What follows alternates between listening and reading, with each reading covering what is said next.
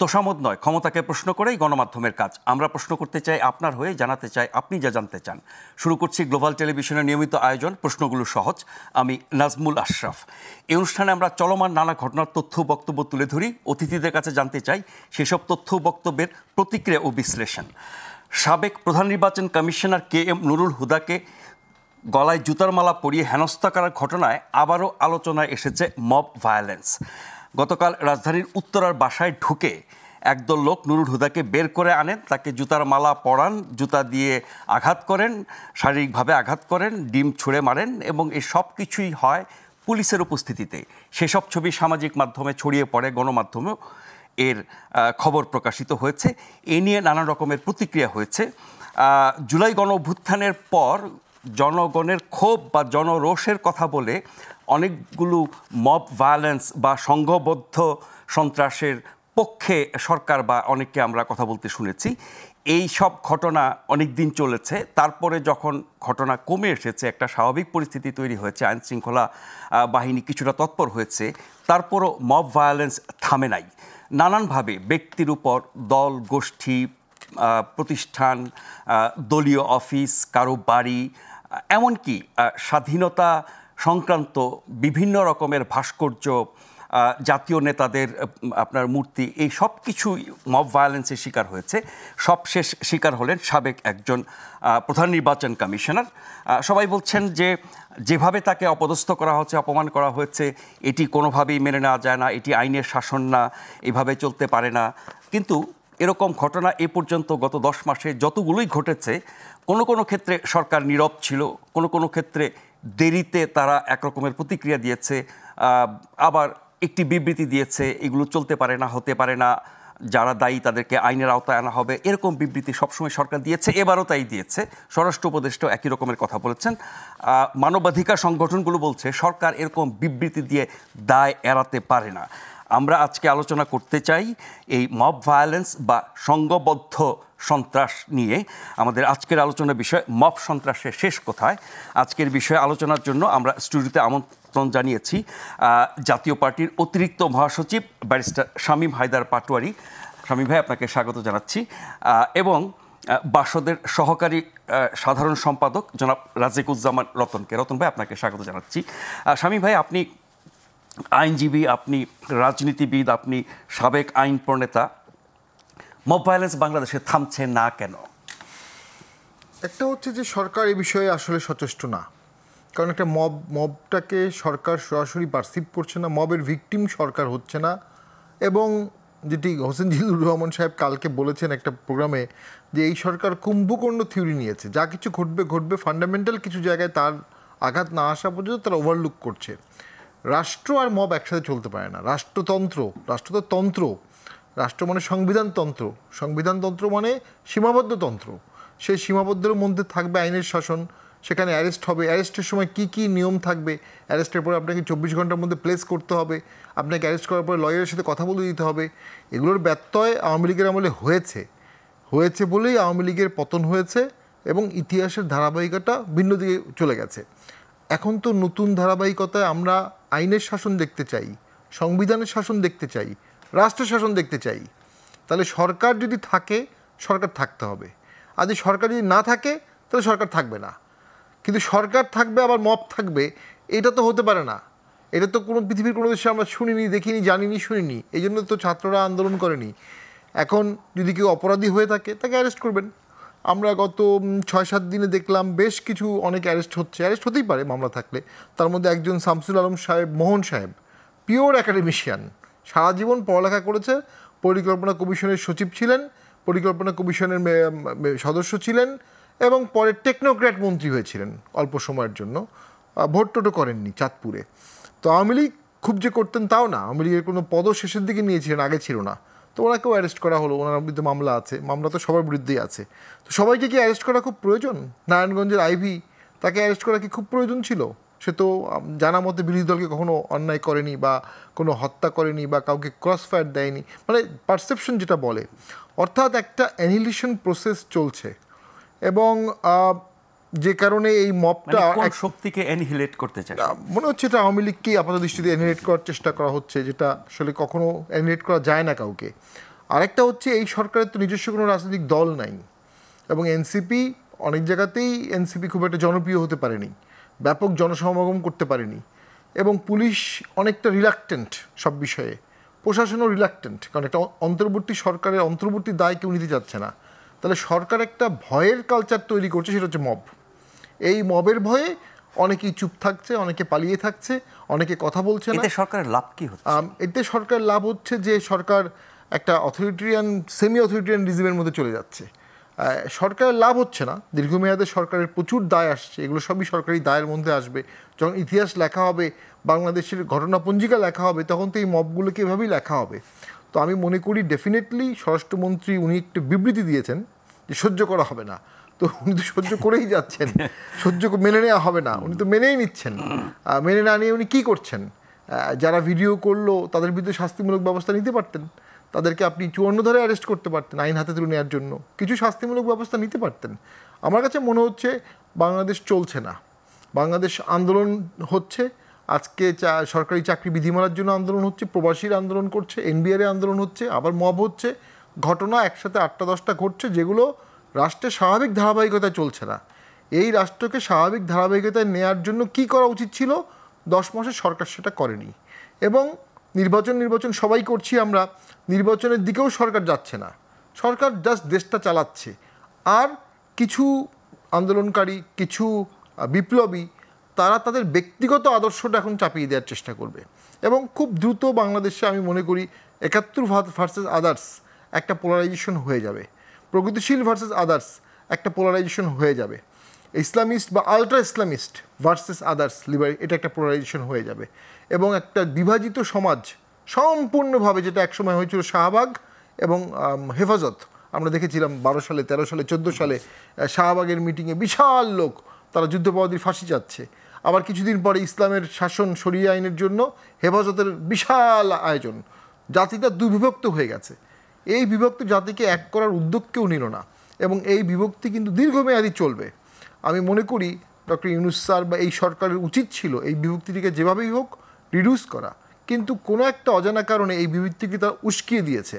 কোনো একটা কারণে তারা মনে করছে যে এটার অ্যাডভান্টেজ তারা পেতে পারে, কিন্তু আসলে যখন আগুন লাগবে তখন তো আসলে কারো বাড়ি বাদ যাবে না। এবং বাংলাদেশ এত ভোলাটাইল একটি দেশ, এখানে আসলে কোনো পলিটিক্যাল থিওরি কাজ করে না। তো সেক্ষেত্রে আমরা মনে করি একটা ভিন্নমাত্রার রাজনীতি, একটা ভিন্নমাত্রার দর্শন, একটা ভিন্নমাত্রার উদারতা, একটা ভিন্নমাত্রার ইনক্লুশন এখানে প্রয়োজন ছিল। এবং যে ইলেকশনটি সামনে আমরা দেখতে পাচ্ছি, এখনও তো সেটা মনে হচ্ছে না যে মানে বহুদলীয় ইলেকশন হতে পারে, সর্বদলীয় ইলেকশন হতে পারে, অল ইনক্লুসিভ হওয়ার সম্ভাবনা দেখছি না। এবং যারা বিজয়ী শক্তি আন্দোলনে, তারা অল ইনক্লুসিভ ইলেকশন আগ্রহী না, তারা 14-18। প্রধান উপদেষ্টা একটা ব্যাখ্যা দিয়েছেন, ইনক্লুসিভ ইলেকশন মানে সকল দল না, জনগণ, সকল জনগণ। সে ব্যাখ্যা তো বলা যায়, সকল জনগণ তো ভোট দেবে দলকেই। তো অবশ্যই একটা পার্সেন্টেজ অফ পিপল যদি প্রথম থেকেই তাদের প্রতিনিধি না পায়, তারা ভোট কেন্দ্রে যাবে না। যখন তারা ভোট কেন্দ্রে যাবে না, তখন যারা অপোজিট প্রতিদ্বন্দ্বী থাকবে, তাদের সমর্থকরা ভাববে যে আমরা তো জিতেই গেছি, আমরা ভোট কেন্দ্রে যাবো কেন।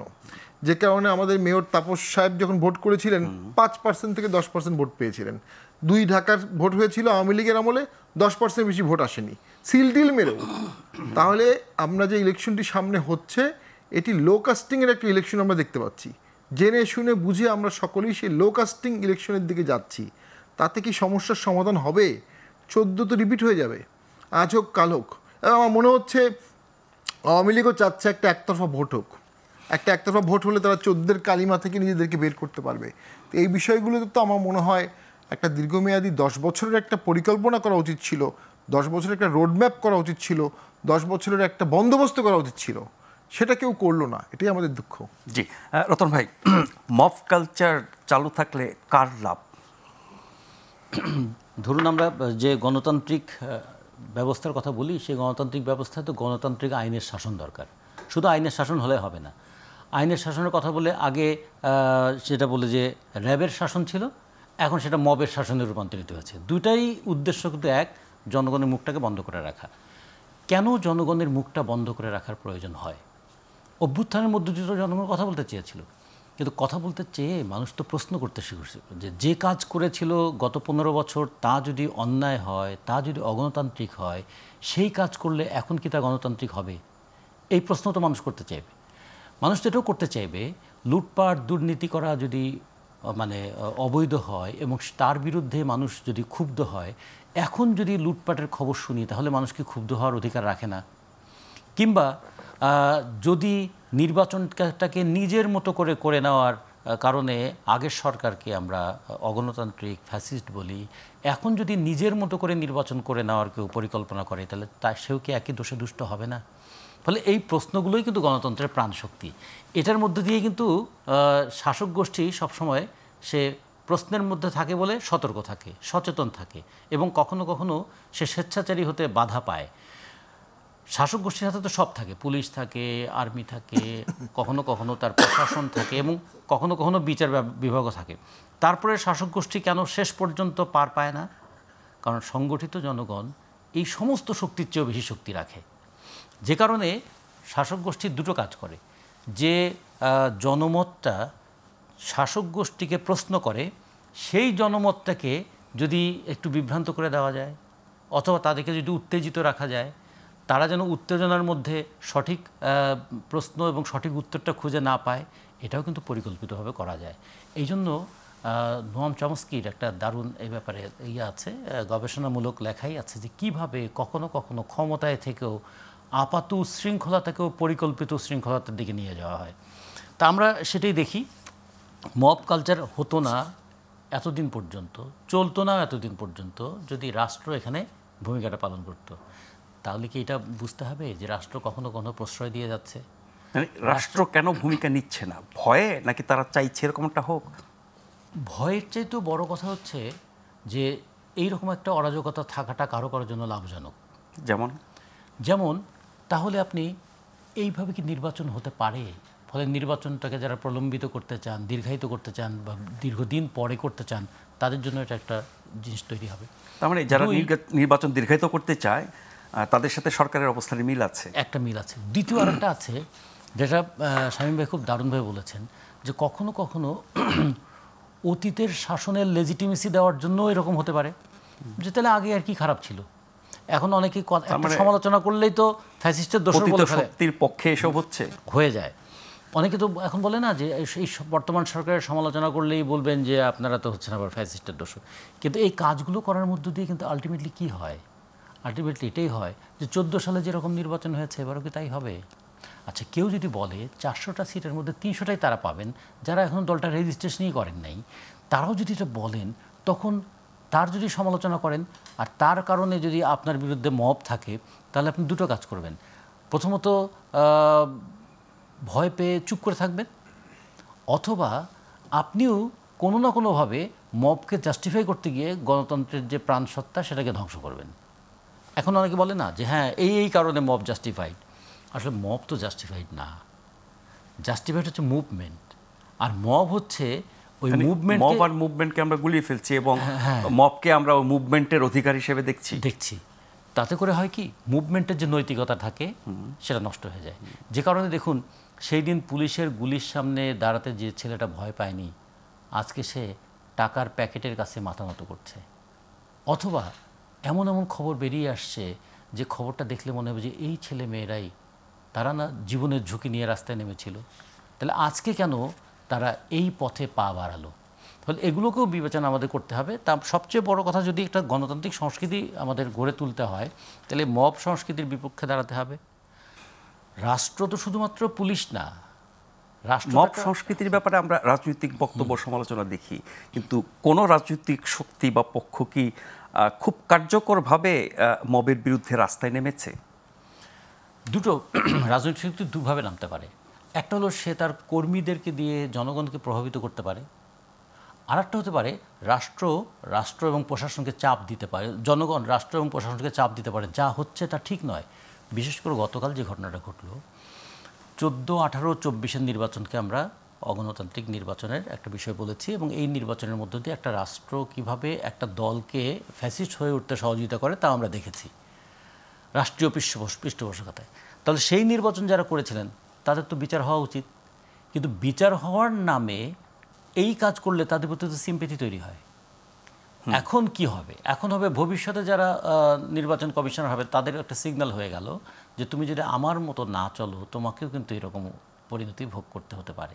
বা অনেকে বলেন যে এই ঘটনা দেখে হয়তো এখন বা ভবিষ্যতের নির্বাচন কমিশনাররা ওরকম ভূমিকা নেবেন না। এটা হতে সাধারণভাবে ভয়ের এরকম একটা চিত্র তৈরি হয়ে গেছে এখানে। আরেকটা কাজ যেখানে দরকার ছিল যে নির্বাচন কমিশনের আসলে কি করার কথা ছিল। নির্বাচন কমিশনের হাতে কি এমন ক্ষমতা থাকে যে তিনি সব পাল্টে দিতে পারবেন?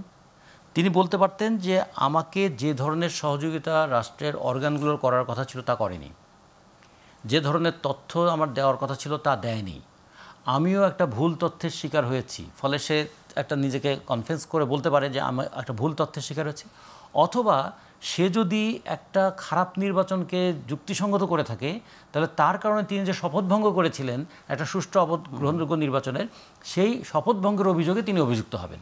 মানে প্রশাসনের নির্বাচন করেছেন, এটা কি আইনের দৃষ্টিতে বড় অপরাধ নাকি এই যে শপথভঙ্গটা বড় অপরাধ?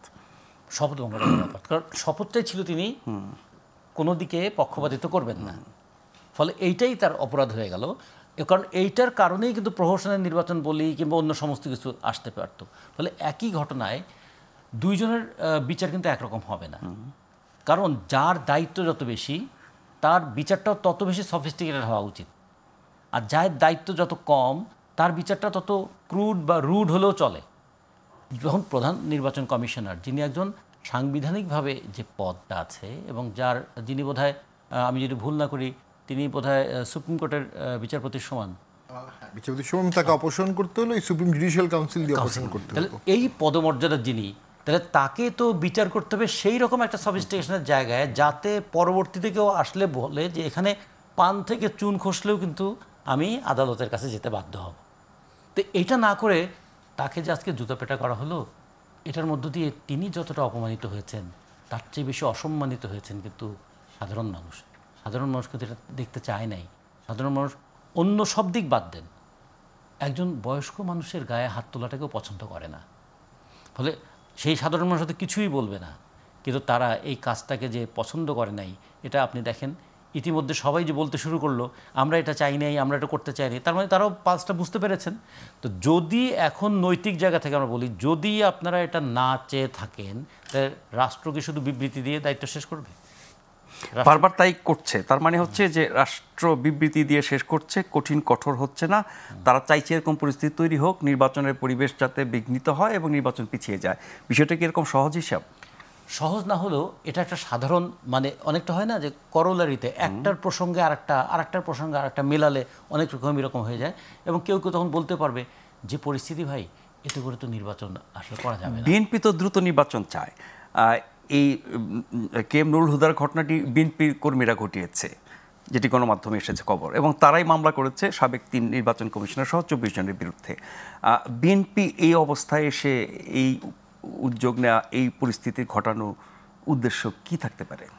আমি কালকে কয়েকজন বিএনপির নেতার সঙ্গে কথা বললাম, তারা সবাই বললেন যে তারা খুবই দুঃখিত, মর্মাহত, এবং তারা মনে করেন এটা তাদের দলের কর্মীরা করেনি এবং এটা একটা সুষ্ঠু বিচার তারা চেয়েছেন। আমি মনে করি বিএনপির দিক থেকে সে ব্যাপারে স্পষ্ট, যাদেরকে ছবিতে দেখা গেছে তারা ওই স্থানীয় পর্যায়ের একটা ব্যবস্থা বিএনপির করা উচিত। এই কারণে শুধু তারা আমাদের কর্মী নয় এটা বলাই যথেষ্ট নয়, এটা বলতে হবে। এখন যে কথাটা হলো যে 9 মাস পরে যখন তাদের বিরুদ্ধে মামলা হলো, তখন মামলার আসামি হিসাবে বা অভিযুক্ত হিসাবে, আসামি না বলে তাকে যে অভিযুক্ত করা হয়েছে, ভূমিকাটা ছিল পুলিশের। কেন সেখানে অন্য কেউ গিয়ে ভূমিকা পালন করতে চাইলো বা অন্য কেউ ভূমিকা পালন করতে পারলো, এটাও একটু দেখা দরকার। তাহলে কি এই দাঁড়ালো আচ্ছা মামলা করলেই কি আবার কাউকে অ্যারেস্ট করতে হবে? মামলা করলেই অ্যারেস্ট করতে হবে কিনা 1, 2 নম্বর হচ্ছে যে অ্যারেস্ট করার কথা পুলিশের, সেই দায়িত্ব আপনি পালন করব কেন? সেটাও প্রশ্ন থাকা উচিত। তাহলে কখনো কখনো জনগণের হাতে এইটুকু অধিকার থাকে, সে কোনো একজন অপরাধীকে ধরে পুলিশের কাছে সোপর্দ করতে পারে যদি সেই অপরাধী বিপজ্জনক হয়ে ওঠেন। তা না হলে তো এটা পুরো অধিকারটাই হচ্ছে ধরে পুলিশের সোপর্দ করা আর ধরে এইভাবে প্রকাশ্যে অপমান করা, অনেকে বলতে পারে যে ধরে নিয়ে যাওয়া, তাহলে কি হয়, ধরে নিয়ে যেতে পারেন, এটা পারেন, কিন্তু তার সঙ্গে যে আচরণটা করা হয়েছে এটা মানবিক আচরণের পরিপন্থী। এটা গণতান্ত্রিক রীতি সংস্কৃতির পরিপন্থী এবং এটা একটা দায়িত্বপূর্ণ পদে দায়িত্ব অবহেলা করার কারণে কাউকে যদি অভিযুক্ত করা হয় তার জন্য যে বিচারের সুনির্দিষ্ট মানদণ্ড আছে সেটাকেও ব্যাহত করছে। আর চতুর্থ যে জিনিস, মানুষের মধ্যে এমন প্রবণতা তৈরি করে ফেলছে যে এইরকম কাজ সবার সঙ্গে করা যায়। যেমন করে স্কুলের প্রধান শিক্ষককে অপমান করে শিক্ষা প্রতিষ্ঠান থেকে বের করে দেওয়া যায়, যেমন করে একজন কলেজের প্রিন্সিপালকে অপমান করা যায়, যেমন করে একজন অধ্যাপককে লাঞ্ছনা দেওয়া যায়, ঠিক তেমন করে এটাও করা যায়। এগুলোর পরিণতিটা কী হবে? এগুলোর পরিণতি হচ্ছে যে শুধু একটা মব সংস্কৃতি থাকবে না, এটা শেষ পর্যন্ত একটা টোটাল অ্যানার্কি তৈরি করে ফেলবে যেখানে মব থেকে এটা মগের মূল্যকে রূপান্তরিত হয়ে যাবে। শামীম ভাই, একটু আইনি দৃষ্টিকোণ থেকে সাবেক নির্বাচন কমিশনাররা, প্রধান নির্বাচন কমিশনার সহ তারা যে ধরনের নির্বাচন করেছেন তাদের বিরুদ্ধে সুনির্দিষ্ট কী ধরনের অভিযোগ আনা যায়? এটা খুব জটিল একটা ইস্যু, কারণ শপথ ভঙ্গের জন্য তো আসলে ক্রিমিনাল মামলা হয় না। আর এই ধরনের পদগুলোকে ওই ধরনের প্রোটেকশন দেওয়া হয়েছে এই কারণে যে তারা যেন স্বাধীনভাবে কাজ করে, যেটা হয়নি। দেখুন, আমাদের দেশে 15ই ফেব্রুয়ারি একটা ইলেকশন হয়েছে, সম্পূর্ণ একতরফা। এরপরে বিভিন্ন উপনির্বাচন হয়েছে, সেই সময় নির্বাচন কমিশন কোনো সময়ই সঠিক দায়িত্ব পালন করতে পারেনি। হ্যাঁ, মোটামুটি 2008-এর সময় ভালো দায়িত্ব পালন করেছে, 2001-এ করেছে, মোটামুটি 96-তে মোটামুটি করেছে, 14 থেকে অনওয়ার্ডস করতে পারেনি। 14 সালের ভোটটা যেহেতু একতরফা ছিল, বিএনপি আসেনি, সেখানে আসলে নির্বাচন কমিশনের কি করার ছিল? সংবিধান অনুযায়ী নির্বাচন কমিশন তো 5 বছর মেয়াদের পরে তাকে নির্বাচন নেওয়ার সাংবিধানিক ম্যান্ডেট আছে। সংবিধানে কিন্তু এটা বলা নাই যে মেজর দল না আসলে ভোট পিছিয়ে দিতে হবে, এখনও কিন্তু কেউ বলছে না। ওই কাঠামোগত পরিবর্তনগুলো কেউ বলছে না।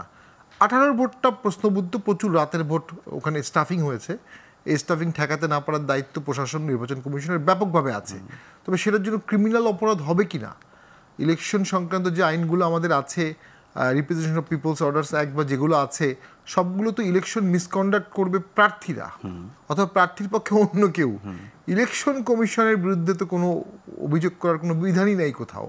আর সরকারি কর্মকর্তা যে মামলা হয়েছে এর ভিত্তি কি টিকবে আদালতে? মামলাটা আমি জানি না কোন ধারায় হয়েছে আসলে। মামলাটা যদি মার্ডার কেস কিনা এটা জানি না। নির্বাচনের মানে গণমাধ্যমে এসেছে প্রহসনের নির্বাচনের অপরাধ, এইটা কোথায় আছে আসলে? এই কোন সেকশন? মানে যে কোনো ক্রিমিনাল মামলা করতে গেলে তো একটা ধারা লাগবে, এরকম ধারা তো আমার অন্তত চোখে পড়েনি। অবশ্যই তারা অপরাধ করেছে, কোনো সন্দেহ নেই। তাদের অপরাধের কারণে দেশে তারা যদি সাহসী হতো, তারা যদি শক্ত অবস্থান নিত, তাহলে অনেক কিছুই পরিবর্তন হতে পারতো। তো ফেইলরটা তো রাজনৈতিক ফেইলর, দায়টা আমাদের রাজনীতিবিদদেরই নিতে হবে। প্রশাসনকে দায় দিয়ে লাভ নেই, প্রশাসন কাদামাটির মতো। আজকে সেই সময় যারা যে দায়িত্ব পালন করেছে, আপনি বলছেন বর্তমান নির্বাচন কমিশন ফেয়ার হবে কি না, বর্তমান নির্বাচন কমিশনে এই মবের বেড়ে যেতে পারবে না আপাত দৃষ্টিতে। এর মধ্যে তো হুমকি শিকার হচ্ছে। এবং আমরা দেখলাম যে আওয়ামী লীগের ব্যানের যে টেম্পোরারি অর্ডারটা কয়েক ঘন্টার মধ্যে নির্বাচন কমিশন টেম্পোরারি অর্ডারকে কিন্তু ইমপ্লিমেন্ট করে ফেলেছে। যদিও সৌদি সম্প্রতি ডক্টর ইউনূস স্যার বলেছেন যে ইলেকশন কমিশন চাইলে ব্যান করবে, ইলেকশন কমিশন চাইলে রাখবে। আসলে কথাটা হওয়া ছিল মব চাইলে ইলেকশন কমিশন রাখবে, মব না চাইলে ইলেকশন কমিশন রাখতে পারবে না। সো বর্তমানে ইলেকশন কমিশন স্বাধীন ভাবার কোনো কারণ নাই। যে দেশে মব থাকবে সে দেশে কেউ স্বাধীন না, সে দেশে কেউ দায়িত্ব পালন করতে পারবে না। আসলে যেটা ঘটেছে বাংলাদেশে এখন ক্লাস্ট্রোফোবিয়া, সবার মধ্যে একটা ভয়, সব সেক্টর ভয়ে আছে। স্বাধীন দেশে, নিজের দেশে আমরা ভয় থাকবো? রাস্তায় চলতে ভয়, কথা বলতে ভয়, পত্রিকা লিখতে ভয়, কেউ তার স্বাধীন মত প্রকাশ করছে না। এবং একটা অপ্রোপরিয়াম সিস্টেম, হস্টিলিটি কন্টিনিউয়াস, আন্দোলনকারীর সাথে আগের রিজিমের একটা হস্টিলিটি, আবার আন্দোলনকারীদের মধ্যে এখন হস্টিলিটি শুরু হয়ে গেছে, এনসিপির সাথে অন্যদের, বিএনপির সাথে অন্যদের। এবং মাঠের রিপোর্টগুলো খুবই খারাপ, ভয়াবহ রিপোর্ট মাঠে। এবং লাস্টেশন চলছে, একটা পোস্ট সিভিল ওয়ার সিচুয়েশনে যা থাকে, এটা 10 মাস চলা মানে সরকারের ব্যর্থতা। হওয়া উচিত ছিল প্যাসিফিকেশন, শান্তিতে নোবেল প্রাইজ পাওয়া একজন ব্যক্তিকে নিয়ে আসা হয়েছে প্যাসিফিকেশন করার জন্য। কিন্তু ডক্টর ইউনূস স্যার তার ছাত্রদের প্রতি অতিমাত্রায় মানে ভক্তি এবং অনেক বিষয় ওভারলুক করার কারণে উনি শক্ত পদক্ষেপ নিতে পারেনি, উনি সহযোগিতাও পাননি, এটাও অস্বীকার করবো না। ওনাকে কেউ সহযোগিতাও করেনি, কিন্তু রাষ্ট্র ক্ষমতা তো তার হাতে। কিন্তু ওনাকে এক্সার্ট করা উচিত ছিল। দীর্ঘমেয়াদী দেশের মঙ্গলটা চিন্তা করে উনি আরেকটা নোবেল প্রাইজ পাওয়ার মতো কাজ করতে পারতেন, উনি নেলসন ম্যান্ডেলা হতে পারতেন। কিন্তু এখন তো মনে হচ্ছে যেদিকে দেশ যাচ্ছে, আমি খুবই শঙ্কিত যে ওনার নোবেল নিয়ে একসময় প্রশ্ন চলে আসবে, কেউ না কেউ তুলবে। কারণ রাজনীতি খুব নির্মম, খুব নিষ্ঠুর। শেষ করে দিই যে আজকে 23শে জুন, অর্থাৎ পলাশির সেই পরাজিত দিন। 1857 সালে যখন আমাদের সিপাহী বিপ্লব হলো, বিপুল সিপাহীরা হেরে গেল এই মিথের কারণে। তারা একসময় 21শে জুনে অ্যাটাক করলে ব্রিটিশ বাহিনীকে হারিয়ে দিতে পারত। সেখানে একজন মিথ দিল যে 23শে জুনের লগ্ন ভালো, এই দিন পলাশির যুদ্ধে আমরা হেরেছিলাম, 23শে জুনে আমরা ব্রিটিশদেরকে হারাবো। ওই 2 দিনে ব্রিটিশ সোলজার রিইনফোর্স হয়ে গেছে, আমাদের সিপাহীরা পারে নাই, সৈনিক বিপ্লব ফেল হয়ে গেল। তো ওই যে রাজনীতিতে কোনো নিষ্ঠুর বাস্তবতা অঙ্কের খেলা, এখানে আবেগ, ভেন্ডেটা, হ্যাঁ, যে আমাকে খুব অপমান করেছে আমি ওদেরকে অপমান করব, তা না। দেশের স্বার্থে কী দরকার, আইনকে আইনের মতো চলতে দিতে হবে। আর দেশের স্বার্থটা ওভাররাইডিং, যেটা আমাদের সিনিয়র সিটিজেনরা বা বিজ্ঞ প্রাজ্ঞ ব্যক্তিরা যেভাবে দেখতে পারবে, এটা তো আমরা দেখতে পারবো না। ওনারা সেটা আলোচনার মাধ্যমে একটা কনসেনসাসে আসতে হবে, একটা এগ্রিমেন্টে আসতে হবে। আদারওয়াইজ এই যুদ্ধ চলবে এবং এই যুদ্ধ নোংরা দিকে যাবে, আগলি দিকে যাবে। অনলাইনে যুদ্ধ হবে, বিদেশে গেলে যুদ্ধ হবে, ডাস্টবিন বানানো হবে, এক পক্ষ ডাস্টবিন বানাবে, আরেক পক্ষ ডাস্টবিন, এই চলবে। এবং জাতি হিসাবে আমরা দেশের ডাস্টবিনের খবর এক বিদেশ পর্যন্ত চলে গেছে। বিদেশিদের ভাড়া করে ওখানে নিয়ে আসে, বিদেশিদেরকে ভাড়া করে গালি দেওয়া হয়েছে। তো এগুলো তো নোংরা রাজনীতি। তো এটাকে তো আসলে একজন লোক দরকার ছিল যার উপর সবাই আস্থা আনতে পারবে। ডক্টর ইউনূস না পারলে কে পারবে বা কে পারত আমরা জানি না। একটা ছোট্ট বিরতি নিয়ে ফিরে আসছি, আশা করছি ফিরে এসে আপনাদেরকে সাথে পাবো।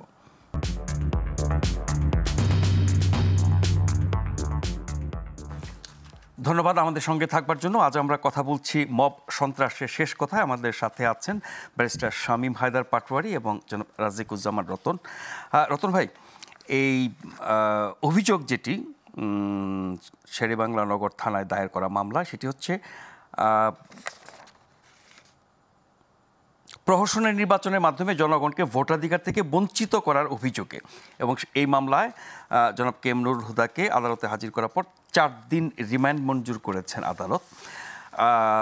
কোন আইনে, কোন ধারায়, কি অপরাধে, সেগুলো হয়তো আমরা বিচার প্রক্রিয়ার মধ্য দিয়ে দেখব।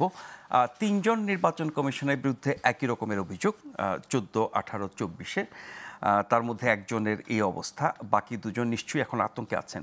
একজন সাবেক নির্বাচন কমিশনার, যদি তিনি আইনের দৃষ্টিতে অপরাধী হয়ে থাকেন, তার আইনি প্রক্রিয়ার মধ্য দিয়ে তার বিরুদ্ধে আপনার ব্যবস্থা নেওয়া যেতে পারে, মামলা হতে পারে, বিচার হতে পারে। কে এম নুরুল হুদা যে অবস্থা শিকার হয়েছেন, বাকি 2 জন কোন অবস্থায় আছেন আমরা ঠিক জানি না। কিন্তু এরকম আরও অনেকের বিরুদ্ধে আমরা হরহামেশাই শুনি ফ্যাসিবাদের দোসর, যাকে তাকে ফ্যাসিবাদের দোসর। আপনি যদি একটু সমালোচনা করেন, উচিত কথা, সত্য কথা বলেন, ফ্যাসিবাদের দোসর। তো ফ্যাসিবাদের দোসর বানিয়ে তো আমরা সমাজের যে কোনো ব্যক্তিকে যে কোনো ক্ষেত্রে এরকম অবস্থা স্বীকার করতে পারি। সরকার বিবৃতি দিচ্ছে, সহ্য করা হবে না, মানা হবে না, আইনের শাসন ইত্যাদি ইত্যাদি, কিন্তু কোনো ব্যবস্থা এখন পর্যন্ত আমরা দেখছি না। এক্ষেত্রে আপনিও একটি রাজনৈতিক দলের প্রতিনিধিত্ব করেন, রাজনৈতিক দলগুলো সংস্কার নিয়ে খুব ব্যস্ত, কিন্তু এই বাস্তবতা নিয়ে কি কোনো কথা হয় আপনাদের এইসব সংস্কার আলোচনায়? হয়, দুটো বিষয় আমরা এখন খুবই জোরের সঙ্গে বলছি। পরিবর্তনের নামে অধঃপতন আমরা চাই নাই। আর 2, সংস্কারের নামে অতীতের ধারাবাহিকতা রক্ষা করা, সেটাও কিন্তু ভবিষ্যতে যে কোনো অভ্যুত্থানকে প্রশ্নবিদ্ধ করবে। ভবিষ্যৎ সংস্কার তো ভবিষ্যতের বিষয়, বর্তমান নিয়ে আপনারা আলোচনা, সেটাই বলছি যে এখন যে কাজটা হচ্ছে, ধরুন কি বিপুল প্রত্যাশা নিয়ে মানুষ রাস্তায় নেমেছিল না? সেই মানুষের প্রত্যাশাগুলোকে যারা এইভাবে ধ্বংস করে দিচ্ছেন, এরা শুধু তো নিজের ক্ষতি করছেন কিংবা সমাজের ক্ষতি করছেন এইভাবে ভাববো না। ভবিষ্যতেও যে কোনো অন্যায়ের প্রতিবাদ করার আগে মানুষ কিন্তু ভাববে যে আগেও এরকম হয়েছিল, ফলাফল তো এই দেখেছি। ফলে মানুষকে হতাশ করার কোনো অধিকার তো কারো নাই। এরা কিন্তু এইভাবে যদি বলি যে আগের যে নির্বাচন কমিশন, তার উপর অর্পিত দায়িত্ব তিনি পালন করেননি বলে তাকে আমরা শাস্তির মুখোমুখি করতে চাই, তাহলে অভ্যুত্থানের পরে আমরা যারা আছি আমাদের উপর তো কিছু অর্পিত দায়িত্ব আছে। সে অর্পিত দায়িত্বটা কি? আগের মতো করেই দেশ পরিচালনা করা। সে দায়িত্ব পালনের ব্যর্থতার জন্য ভবিষ্যতে আপনাদেরকে তো আমাদের অভিযুক্ত হতে হবে এবং মানুষ বলবে যে আপনারা কি পরিবর্তন করলেন ভাই, আপনাদের পরিবর্তনের জায়গায় তো অধঃপতন দেখলাম। ফলে আমরা মনে করি রাজনৈতিক দল এই ব্যাপারে আমরা সোচ্চার হওয়া দরকার। ক্ষমতা মানে জবাবদিহিতা, ক্ষমতা মানে কিন্তু লুটপাটের ক্ষমতা না, ক্ষমতা মানে কিন্তু কণ্ঠরোধের ক্ষমতা না, ক্ষমতা মানে কি অন্যকে সরিয়ে দেওয়ার ক্ষমতা না। ক্ষমতা মানে হচ্ছে জবাবদিহি, যে আমি যা করছি এটা আমার কাছে ঠিক মনে হলেও আপনার কাছে যদি ঠিক মনে না হয়, আপনি আমাকে প্রশ্ন করলে আমি তখন নিজেকে শুধরে নেব। এই শুধরে নেওয়ার ক্ষমতাটাও কিন্তু একটা ক্ষমতা। এই জন্য বলে ক্ষমতার সঙ্গে দায়িত্বটা ওতপ্রোতভাবে যুক্ত, এবং এটার জন্য একটা গণতান্ত্রিক সংস্কৃতি লাগে। যদি এই ধরনের ঘটনা ঘটতে থাকে, মব সংস্কৃতি কিন্তু আসলে গণতান্ত্রিক সংস্কৃতির বিরুদ্ধে, এবং এটা যদি চলতে থাকে তাহলে যারা বাংলাদেশে গণতন্ত্র প্রতিষ্ঠা করতে চান তাদের সতর্ক হয়ে যাওয়া উচিত। এর মধ্য দিয়ে গণতন্ত্র প্রতিষ্ঠা হবে না, বরঞ্চ এর মধ্য দিয়ে চোখের পরিবর্তে চোখ, এই নীতিটাই প্রতিষ্ঠিত হবে। একসময় গান্ধী বলেছিলেন না যে চোখের পরিবর্তে চোখ, চোখের বদলা চোখ, এটা শুনতে খুব ভালো লাগে, কিন্তু এইটাকে যদি কেউ মানে চর্চা করতে চায় তাহলে পৃথিবীটা একদিন অন্ধের মানে পৃথিবীতে পরিণত হবে, কারণ প্রত্যেকে তো প্রত্যেকের চোখ তুলে নেবে।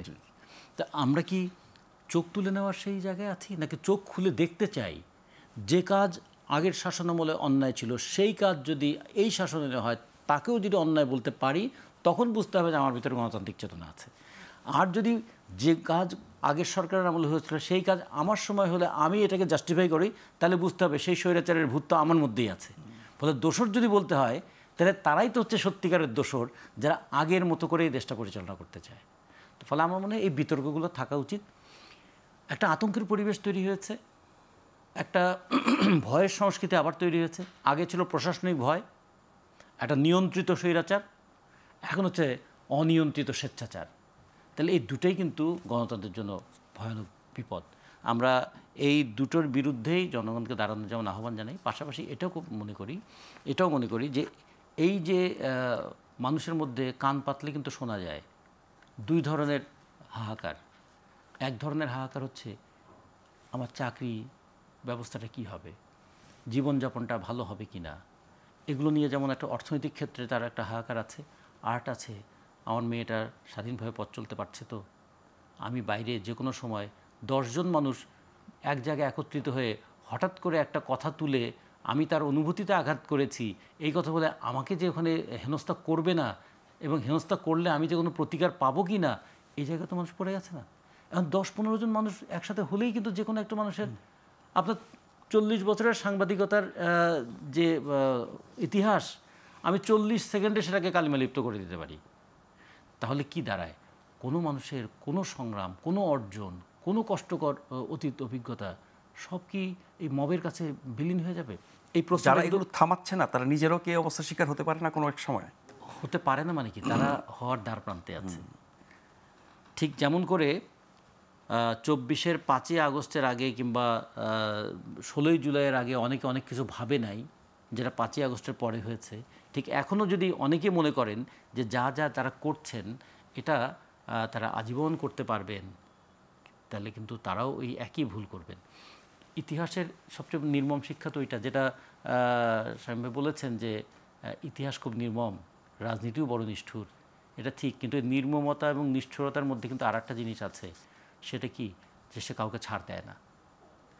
আজকে হয়তো ব্যক্তি নিহত হতে পারে, কিন্তু যে পদ্ধতিটা তৈরি হবে সেটা ভবিষ্যতে আরও অনেক ব্যক্তিকে প্রভাবিত করবে, অনেক ব্যক্তির জীবনকে অতিষ্ঠ করে তুলবে। ফলে যারা অভ্যুত্থানের চেতনাকে ধারণ করেন বলছেন, অভ্যুত্থানের চেতনার সঙ্গে মব সংস্কৃতির চেতনা যায় না, এইটা তাদের বোঝা উচিত। অভ্যুত্থানের চেতনা অনেক ভারী কথা, আমরা 71-এর চেতনা নিয়ে অনেক কথা শুনেছি। অভ্যুত্থানের চেতনার প্রতিফলন আমরা 10 মাসে কি দেখলাম? 3টা জায়গায় আমরা দেখেছি। একটা জায়গায় আমরা দেখেছি যে আমাদের সাধারণ মানুষ আশায় বুক বেঁধেছিল, এবং তারা এই কারণে দ্রব্যমূল্যের ঊর্ধ্বগতি হোক, অনেক কিছু হোক, তারপর তারা চুপ করে আছে। তারা মনে করছে যে ঠিক আছে, একটা সরকার গিয়েছে আর একটা সরকার এসেছে, দেখি না কি করে। তো মানুষ অন্তত একটু সহ্য করতে শিখেছে। আগে কিন্তু এটা কিন্তু দলীয় সরকার আসলে পরের দিনই রাস্তায় মিছিল নেমে যেত। একটা জিনিস মানুষ একটু ধৈর্য নিয়েছে, কিন্তু ধৈর্য বেশি দিন থাকবে না, এটা হলো এক। 2 নম্বর হচ্ছে, যদি এরকম মনে হয় যে রাজনীতি এবং দুর্নীতি হাত ধরাধরি করে চলেছে, আমরাও যেহেতু এখন রাজনীতি করার একটা সুযোগ পেয়েছি, ফলে আমরাও দুর্নীতি করার অবাধ সুযোগ পাবো, এবং তার প্রতিফলনে কিছু আমরা দেখছি। সবচেয়ে প্রথম বিষয় যেটা প্রথম ধাক্কা লেগেছে মানুষের কাছে, একটা দল নতুন গঠিত হতে না হতেই কোটি টাকা খরচ করে সে ইফতার পার্টি করতে পারে। একটা দল, সেই দলটা গঠিত হওয়ার আগেই তাদের নেতাদের কাছে গাড়ি নিয়ে অনেকে উপস্থিত হতে পারে। তাহলে কেন গাড়ি নিয়ে উপস্থিত হয়? তাহলে যারা গাড়ি নিয়ে উপস্থিত হয় তারা ভবিষ্যতে তাদের কাছ থেকে কি প্রত্যাশা করে, আর জনগণ তাদের কাছে কি প্রত্যাশা করে? তো এইটাও কিন্তু অভ্যুত্থানের পর একটা আমরা দেখলাম ঘটনা। আর একটা যে ঘটনাটা মানে একদম ঘটেই যাচ্ছে, সেটা হলো ওই যে কোনো যুক্তি, যে কোনো প্রশ্নকে ধামাচাপা দেওয়ার জন্য অথবা প্রশ্নটাকে ঘুরিয়ে দেওয়ার জন্য একটা যে মবের সংস্কৃতি তৈরি করা হয়েছে, এটা কিন্তু একটা বলবো যে আতঙ্কের বিস্তার ঘটিয়ে যুক্তির পথটাকে বন্ধ করে দেওয়া। আপনি যে 3টা উদাহরণ দিলেন তার মধ্যে 2টি নেতিবাচক। প্রথমটাই শুধু ইতিবাচক, যে মানুষ ধৈর্য ধরেছে ভালো কিছুর জন্য। এখন অভ্যুত্থান পরবর্তী যত মবের ঘটনা ঘটেছে, একটা সময় আমরা দেখেছি, এগুলো তো প্রকাশ্যেই হয়েছে, যে অভ্যুত্থান সংশ্লিষ্ট মানুষগুলো এই কাজ করেছে, বা নানান ব্যানারে নানান সংগঠনের নামে। আমরা অনেকভাবে এনসিপি নতুন দলকে অভিযুক্ত করি, তাদের সংশ্লেষ প্রকাশ্যে না হলেও অপ্রকাশ্যে বা ব্যানারে না হলেও সাধারণ মানুষের কাতারে অনেক ক্ষেত্রে হয়েছে। কিন্তু এই যে আদালতে অনেক মবের ঘটনা আমরা দেখেছি, এর বাইরে বিভিন্ন জায়গার কথা বললাম, সেখানে বড় দলের সংশ্লিষ্টতাও আছে। সবশেষ ঘটনা তো বিএনপি সংশ্লিষ্ট। আদালতে যেসব মবের ঘটনা ঘটে, আসামির উপর হামলা করা হয়, বিচারকদের হুমকি দামকি দেওয়া হয়, সেখানে বিএনপি জামাতপন্থী আইনজীবীরা একাকার হয়ে এই কাজগুলো করছে। দুটা জিনিস আপনি এই জন্য খেয়াল রাখবেন, অভ্যুত্থান হচ্ছে যে কোনো সুনির্দিষ্ট লক্ষ্যে বিচ্ছিন্ন মানুষদের একটা সম্মিলিত প্রয়াস। সুনির্দিষ্ট লক্ষ্য কি ছিল, যে আগে সরকারের পতন হবে, কিন্তু বিচ্ছিন্ন মানুষদের একটা সম্মিলিত প্রয়াস, ফলে সেখানে খুব বেশি শৃঙ্খলা থাকে না। যে কারণে অতীতের যে কোনো অভ্যুত্থানের পরে দেখেছেন যে খুব দ্রুত একটা নির্বাচনের দিকে চলে গেছে, কারণ অভ্যুত্থান কোনো আইন মেনে হয়নি। দেশটাকে যদি একটা আইনের নিয়ে আসতে হয়, একটা গণতান্ত্রিক ধারায় নিয়ে আসতে হয়, একটা নির্বাচনের মধ্য দিয়ে দায়িত্বটা হস্তান্তর করা। নির্বাচন বিলম্বিত হওয়ার কারণে এসব কুফল পাচ্ছি এইবার আমরা। যখন নির্বাচনটা বিলম্বিত করা হচ্ছে, তখন দুইটা প্রবণতা আসছে, যে অভ্যুত্থানের পরে যারা, তারা মনে করলেন যে এই সময়টা বোধহয় তাদের নানা ধরনের সুবিধা অর্জন করার সময়, আর জনগণ তো মনে করলো যে যারা ক্ষমতায় আছে তারাও তাদের ক্ষমতাটাকে প্রলম্বিত করতে চায়। আর সবচেয়ে বড় যে জিনিস, দায়িত্বের যে দুটো জায়গা, একটা পুলিশ এবং প্রশাসন, তারা মনে করলেন এটা তো অন্তর্বর্তীকালীন সরকার কয়দিন আছে, এর তো কোনো ঠিক নাই, ফলে তাদের কমান্ড শুনতে হবে এমন কোনো কথা আছে। ফলে এই যে প্রশাসনেও যে একটা নৈরাজ্য বা ঢিলেমি এটা তৈরি হয়েছে, এটাও কিন্তু একটু অন্তর্বর্তীকালীন সরকারের দিকে। শেষ যে কথাটা বলবো, অন্তর্বর্তীকালীন সরকারের অন্তরে কি আছে মানুষ জানে না, কিন্তু সেটা তো তারা দেখবে তার ক্রিয়ার মধ্য দিয়ে। এবার বাজেটটাও দেখেন, অন্তর্বর্তীকালীন সরকারের অন্তরে যে শ্রমিক এবং কৃষকের স্বার্থ নাই, তার কিন্তু প্রতিফলন ঘটেছে সেখানে। স্বামী ভাই, আপনি প্রথম দফায় বলছিলেন যে পুলিশ প্রশাসন, এই দুপক্ষের একটা বড় দায় আছে এই ধরনের মব ভায়োলেন্সের ক্ষেত্রে। একসময় পুলিশের উপস্থিতি এবং তার সক্রিয়তা নিয়ে অনেক প্রশ্ন ছিল, মোটামুটি একটা স্বাভাবিক অবস্থায় এসছে। প্রশাসন তো আগাগোড়াই কিছু রদবদল হয়েছে, ছিল তাদের জায়গায়। আর একটু শক্তির দিক থেকে চিন্তা করলে সেনাবাহিনী এখন মাঠে আছে। এত সব পক্ষ মাঠে থাকার পরও এগুলো থামানো যাচ্ছে না বা কঠোর ব্যবস্থা নেওয়া যাচ্ছে না, কি সরকারি নির্দেশের অভাবে, নাকি তারা নিজেরাই এরকম পরিস্থিতি? একটা সমন্বয়হীনতা আছে। আর যেহেতু 17 বছর প্রশাসন একটা বিশেষভাবে কিছু লোককে স্যালুট দিয়েছে, বিশেষ কিছু দায়িত্ব পালন করেছে, প্রশাসনও এখন কিছুটা বিভ্রান্ত। ওদেরকে মোটিভেট করা উচিত ছিল। আপনি 17 বছরের সব রিক্রুটমেন্ট বাতিল করতে পারবেন না। 17 বছরের প্রজেক্টগুলো কি বাতিল করতে পারছেন? ওই মেগা প্রজেক্টগুলোই তো এই বাজেটে আবার ক্যারি অন করলেন এত ক্রাইসিসের মধ্যেও। এটা বাস্তবতা। সেরকম প্রশাসন আর পুলিশকেও আপনাকে ক্যারি করতে হবে। তবে যত দিন যাবে রেশিও কমতে থাকবে, নতুন রেশিও বাড়তে থাকবে। সেটা না করে প্রশাসনকে, ওই যে মব, সরাসরি গিয়ে পুলিশের এসপিকে বলা আপনি শরীরচারের দালাল, সরাসরি গিয়ে ওসিকে ডিকটেট করা, এগুলো হচ্ছে, এখনও হচ্ছে, কমে গেছে। তো আমাদের প্রথম যেটা হয়েছে, আন্দোলনটা যারা করেছে তাদেরকে আমরা এখনও সম্মান করি, কারণ তারা রক্ত দেওয়ার জন্য প্রস্তুত ছিল এবং ব্যাপক একটা আন্দোলন তারা করেছে। এটা বাংলাদেশকে অনেক অন্য উচ্চতায় নিয়ে গেছে। সেজন্য তারা যা খুশি করে যাবে। হ্যাঁ, সেটাই। কিন্তু আন্দোলনটা কোনো কাঠামো ছিল না। কাঠামো না থাকার কারণে 5 তারিখের পরে দেশ কি কাঠামোয় চলবে এটার কোনো পূর্ব নির্ধারণ ছিল না। দেশ চললো এলোমেলো কাঠামোতে। 3 দিন পরে ডক্টর ইউনূস স্যার আসলেন। এই 3 দিনের মধ্যে দেশে অনেক কিছু ঘটে গেছে। ইউনূস স্যার আসার পরে খুব অবাক হলাম যখন 3জন ছাত্রকে হঠাৎ করে উনি ক্যাবিনেটে নিয়ে নিলেন। এই 3জন ছাত্রের রাজনৈতিক অভিজ্ঞতা প্র্যাকটিক্যালি 45 দিন, মানে দৃশ্যমান, হয়তো অদৃশ্য অনেক কিছু আছে, পড়ালেখা থাকতে পারে, দৃশ্যমান 45 দিন রাজনৈতিক অভিজ্ঞতা না, শুধুই আন্দোলন না। হ্যাঁ, আন্দোলনটা রাজনৈতিক অভিজ্ঞতার একটা অংশ। আসলে রাষ্ট্র পরিচালনা অনেক কঠিন বিষয়, রাষ্ট্রকে মোটিভেট করা অনেক কঠিন বিষয়। এটা ছিল প্রথম ক্র্যাক। দেন আমরা দেখলাম একের পর এক 100 কোটি, 150 কোটি, 400 কোটির অভিযোগ। একটা অভিযোগও যুক্তি দিয়ে খণ্ডাতে পারেনি। বলেছে আমার পিএস না অমুকের পিএস, আমি জানি না অমুক জানে, কিন্তু দুর্নীতি হয়নি বুক ফুলিয়ে বলতে পারছে না। তার মানে একটা গতানুগতিক যে ধারা ছিল সেই ধারাই ফিরে আসতেছে এবং খুব দ্রুত আসলো। মানে আমরা যারা ট্রেডিশনাল পলিটিক্স তাদের মধ্যে অনেক দুর্নীতিবাদ আছে, তারা দুর্নীতি এই স্টেজে যেতে 10 বছর 20 বছর লাগে, এখানে 10 মাসও লাগেনি। খুব দুঃখজনক। তার মানে জনগণের মধ্যে একটি পারসেপশন চলে আসলো, পরিবর্তন হলো না। যেটা প্রথমে একটু আমি ইঙ্গিত করলাম এবং রতনভাবে বললেন যে একতরফা ইলেকশন হলে সেটা আবার ওই পারসেপশনকে জাস্টিফাই করবে। অলরেডি কিন্তু এই যে করিডোর ইস্যু নিয়ে একটা পারসেপশন জাস্টিফাই করে ফেলছে, যে শেখ হাসিনা যাওয়ার আগে বলে গেছিলো যে আমি সেন্ট মার্টিন দিব না, যদিও এগুলো কোনোটাই কিন্তু ডিপ্লোম্যাটিক নর্মসে কখনোই গ্রহণযোগ্য কোনো বক্তব্য না। আমি বলবো এটা পাগলামি টাইপ বক্তব্য, কিন্তু এখন মানুষ অনেকে এটা গ্রহণ করছে যে হ্যাঁ এই জন্যই মনে হয় ওনাকে যেতে হয়েছে, ইনি মনে হয় করিডোর দিতে চাচ্ছে। ওই যে পারসেপশন, যে দল জনগণের রং বুঝতে পারবে, মনের রং বুঝতে হবে, এই সরকার জনগণের মনের রং বুঝতে চাচ্ছে না। আর বাস্তবতা হচ্ছে 21 লক্ষ জব হারিয়ে গেছে বাংলাদেশ থেকে, 17 লক্ষ মানুষ দরিদ্র হয়ে গেছে এই 10 মাসে। সামনের 10 মাসে আরও 27 লক্ষ হতে পারে। নারী 17 লক্ষ দরিদ্র হয়েছে। এদের খাদ্য সংকট হবে, এদের ক্রাইসিস বাড়বে এবং এদেরকে বিভিন্ন পলিটিক্যাল কাজে ব্যবহার করা যাবে। মোস্ট ইম্পর্টেন্ট, মাঠে নামানো যাবে, কারণ তাদের কাজ নেই। ডেইলি হাজিরায় আন্দোলন করানো যাবে। তখন কি হবে?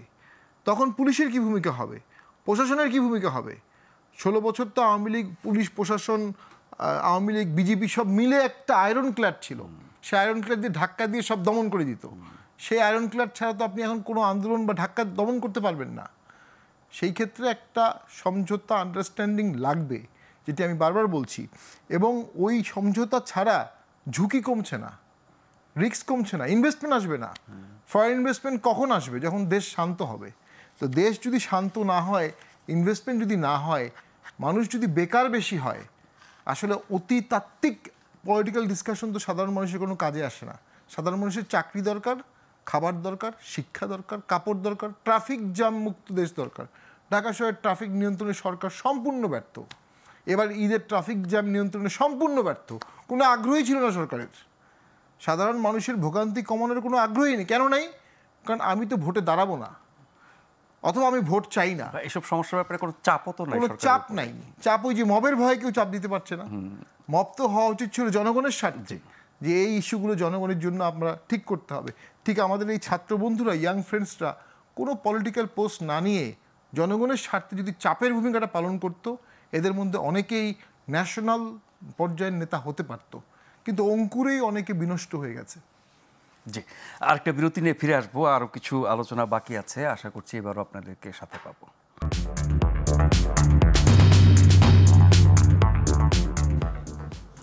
আবারও আমন্ত্রণ প্রশ্নগুলো সহজ অনুষ্ঠানে, গ্লোবাল টেলিভিশনের নিয়মিত আয়োজন। আজ আমরা কথা বলছি মব সংস্কৃতির শেষ কোথায়, এটা নিয়ে। আমাদের সাথে আছেন ব্যারিস্টার শামীম হায়দার পাটোয়ারি এবং জনাব রাজিকুজ্জামান রতন। রতন ভাই, কিছুটা এসেছে আলোচনাটি, সেটি হচ্ছে যে আমরা যা কিছু করছি, আমি বলছি সকল দল এবং সরকার মিলে, সংস্কার, নির্বাচন, এর মধ্যে আটকে আছে। এটি নিয়ে কথাবার্তা, তর্ক বিতর্ক, দাবি দাওয়া সব কিছু। অন্য যা কিছু জনজীবনে সংশ্লিষ্ট, এবং গত 10 মাসে আমরা যেসব সমস্যা দেখলাম এবং দেখছি অনেক কিছু বাড়ছে, সেসব বিষয় নিয়ে আপনাদের কোনো আলোচনা নাই কেন? না, আলোচনা আছে, কিন্তু এইসব বিষয়ে এখন ফোকাস হচ্ছে না। এমন এমন বিষয়কে সামনে নিয়ে আসা হয় যে গুরুত্বপূর্ণ বিষয়গুলো গুরুত্বহীন হয়ে পড়ছে। সেটা একটু খেয়াল করে দেখুন। আমাদের সামনে কিন্তু বিশ্বব্যাপী দুটো দৃষ্টান্ত আছে। একটা কি, আরব বসন্তের নামে তিউনিসিয়া যা ঘটনা ঘটেছিল, তার ফলটা কি দাঁড়ালো। আরেকটা, অভ্যুত্থানের মধ্যে দিয়ে শ্রীলঙ্কায় যে ঘটনা ঘটেছিল, তার ফলটা কি দাঁড়ালো। তিউনিসিয়ায় অরাজকতা থেকে অরাজকতা, আরও অরাজকতা, দেশটা আরও উচ্ছন্নে চলে যাওয়ার উপক্রম। আমরা কোন দিকে যাচ্ছি? আর শ্রীলঙ্কায় দেখুন, অরাজকতা থেকে শৃঙ্খলায় আসার চেষ্টা করা, অরাজকতা থেকে শৃঙ্খলা আসার চেষ্টা করা। 2 বছরের মধ্যে তারা বললেন তাদের ঋণ অনেকখানি তারা শোধ করেছেন। এবারের যে বাজেট করলো, সেই বাজেটে বললেন তাদের মূল ফোকাস হচ্ছে শিক্ষা, কৃষি এবং যদি বলে দ্রব্যমূল্য নিয়ন্ত্রণ করা এবং শ্রমিকদের জীবন মানটাকে উন্নত করা, স্বাস্থ্যে বরাদ্দ বাড়ানো, এগুলো। আমাদের মডেলটা হয়ে যাচ্ছে মনে হয় তিউনিসিয়া মডেল। কারণ 10 মাস কিন্তু একটা কম সময় নয়। আবার আমাদের যারা দায়িত্বে আছেন তারা কিন্তু স্ব ক্ষেত্রে সবাই খুব সম্মানিত মানুষ, প্রতিষ্ঠিত মানুষ। তাহলে এত সম্মানিত প্রতিষ্ঠিত মানুষরাও কেন দেশটাকে এই দিকে নিয়ে আসতে পারলেন না? কখনো কখনো মব কিন্তু একটা পজিটিভ কাজও করে।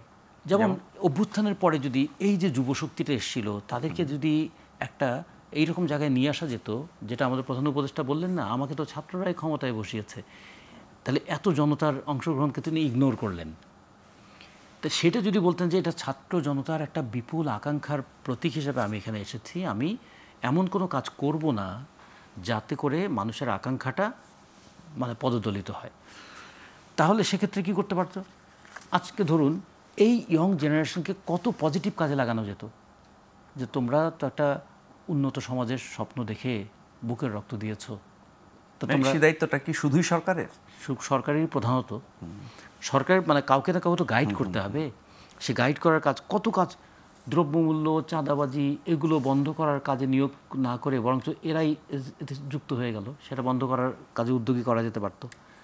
আমরা এমন একটা সমাজ তৈরি করতে চাই যেখানে মানুষ নিশ্চিন্তে পথ চলবে, কোনো মেয়ে মানে ভয়ে থাকবে না, কোনো মেয়ে আতঙ্কিত হবে না। সেইটা না করার পরিবর্তে যে লক্ষ লক্ষ মেয়েরা অভ্যুত্থানের সামনে এলো, সেই মেয়েরাই নানাভাবে অপমানিত, অসম্মানিত হতে শুরু করলো। যেখানে সবাই মিলে আন্দোলনে নামলো, সেখানে একটা আর এক ধরনের সাম্প্রদায়িকতার বিস্তার আমরা দেখতে পেলাম। এই প্রত্যেকটা জায়গায় কিন্তু ইন্টারভেন করার কথা ছিল এই অন্তর্বর্তীকালীন সরকার। শক্তিগুলো কি সরকারের উদাসীনতার সুযোগ নিচ্ছে? উদাসীনতার চাইতেও বড় কথা অনেক সময় বোধহয় প্রশ্রয় পাচ্ছে। যেমন যখন বলা হলো যে দেখো তোমাদের তো রাজনীতি করতে হবে, তার ফলে আমি চেষ্টা করব তোমরা যেন রাজনীতিটা ভালো করে করতে পারো, মানুষ মনে করলো ও এরা বোধহয় কিংস পার্টিতে রূপান্তরিত হতে যাচ্ছে। সাথে সাথে দেখুন ব্যবসায়ীরাও গাড়ি নিয়ে হাজির, যারা নানা ধরনের অতীতে অপকর্ম করেছেন তারাও তাদেরকে গিয়ে তোষামত করতে শুরু করলো।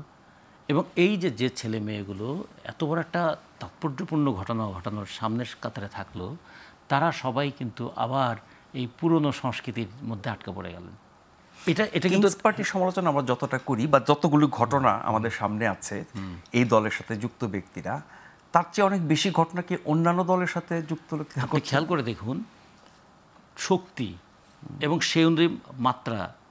এখন ঘটনার পরে পরে যাদের উপর নির্ভর করে এই অভ্যুত্থান হয়েছে বলে রাষ্ট্রের উপরের পর্যায়ে থেকে বলানো হলো, তাদের দায়িত্বটা হলো সবচেয়ে বেশি না? সেই সময় তো একটা নানা কথাবার্তা ছিল যে রাজনৈতিক দলগুলো ব্যর্থ হয়েছে, একটা রাজনীতিমুক্ত নতুন পরিবেশ আমরা তৈরি করতে চাই। প্রথম 3 মাসের ঘটনাটা দেখুন, প্রয়োজনে সমস্ত রাজনৈতিক দলের তৎপরতাই নিষিদ্ধ করে দেওয়া হবে এবং 30টা বিশ্ববিদ্যালয়ে ছাত্র রাজনীতি বন্ধ করে দেওয়া হলো। অথচ যে ছাত্রদের অভ্যুত্থানের কথা বলা হচ্ছে সেই ছাত্রদের রাজনীতি করা বন্ধ করে দেওয়া হলো। এইরকম একটা পরিবেশ তৈরি করার চেষ্টা করা হয়েছিল।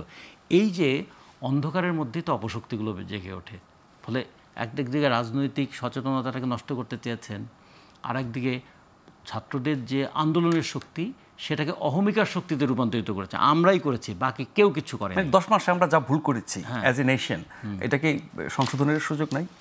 সুযোগ আছে, সংশোধনের সুযোগ নেই এরকম তো পরিস্থিতি নাই, কিন্তু একটা গভীর ক্ষত তৈরি হয়ে গেছে। এই ক্ষতটা দূর করতে গেলে আর একটা পরীক্ষা আমাদের দিতে হবে।